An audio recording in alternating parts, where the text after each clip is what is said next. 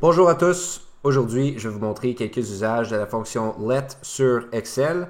La fonction let me permet de stocker des formules en tant que variable pour ensuite faire une autre formule avec les variables. Par exemple ici, je vais prendre deux variables, je vais commencer ma fonction let ici. Le nom de ma première variable ça va être x et la valeur de ma variable ça va être 1. Mon autre variable va être y, la valeur de mon autre variable va être 2. Comme vous voyez dans les paramètres en dessous de la fonction que je suis en train d'écrire, on peut voir que c'est écrit calcul ou non.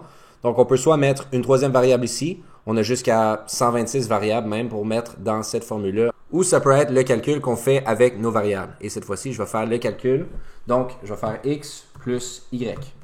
Donc ce que je suis en train de dire à l'intérieur de ma fonction, c'est que j'ai deux variables, j'ai x et j'ai y. X est égal à 1, y est égal à 2. Puis dans le dernier paramètre de ma fonction, qui peut soit être un autre nom de variable ou le calcul, j'ai mis le calcul qui est x plus y. Donc normalement, ce que la fonction let est censée faire ici, c'est d'être capable de lire que x plus y est égal à 1 plus 2. Donc quand j'appuie sur Enter, on peut voir que ça me donne bel et bien 3 parce que x est égal à 1 et y est égal à 2. Et si je m'en vais à l'intérieur de ma formule ici et je décidais tout d'un coup de changer la valeur de x pour 1 plus 1, par exemple. Là, on est rendu à 1 plus 2 ici, parce qu'on fait encore x plus y. Donc, quand j'appuie sur Enter, c'est censé me donner 4, et ça me donne bel et bien 4. Vous comprenez donc que le but de cette fonction-là, c'est avant tout d'éviter de calculer plusieurs fois un même résultat dans une même formule. À la place, la fonction let permet de calculer une seule fois ce résultat et d'attribuer un nom à ce résultat pour pouvoir le réutiliser ensuite dans la formule, qui est le dernier paramètre ici. Le prochain exemple ici va vous montrer qu'on est capable de faire référence à nos données à l'intérieur de la fonction let. Donc, mon but ici, c'est de trouver la marge de profit entre les ventes et les coûts des ventes dans mes données. Donc, le nom de ma première variable, je vais appeler ça vente, comme ça ici. Je vais faire référence à ma cellule de vente ici. Mon deuxième paramètre va s'appeler coût. Et je fais encore une fois référence à ma colonne de coûts des ventes. Ici, je peux décider de faire une troisième variable, mais ce n'est pas le cas. Moi, je veux tout simplement faire le calcul des ventes. Vous voyez que ma variable, elle apparaît en bas ici. Cette variable-là va seulement apparaître dans ce menu-là, dans la fonction let. Les variables que vous faites à l'intérieur de votre fonction let sont propres à la fonction let. Vous ne pouvez pas les utiliser nulle part autre dans votre feuille. Tant et aussi longtemps que c'est à l'intérieur de la fonction let, ça va marcher. Donc, je veux faire vente moins coût, puis on voit que coût apparaît également.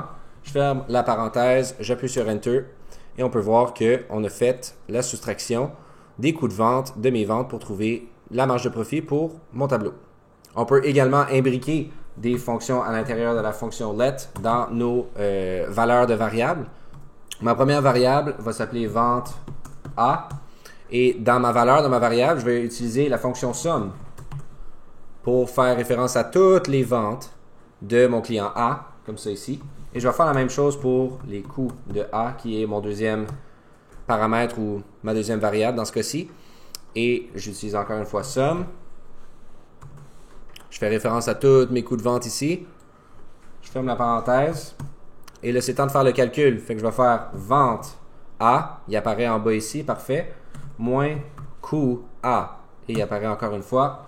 On ferme la parenthèse, on appuie sur Enter et on a un résultat de 1250 $ de marge de profit.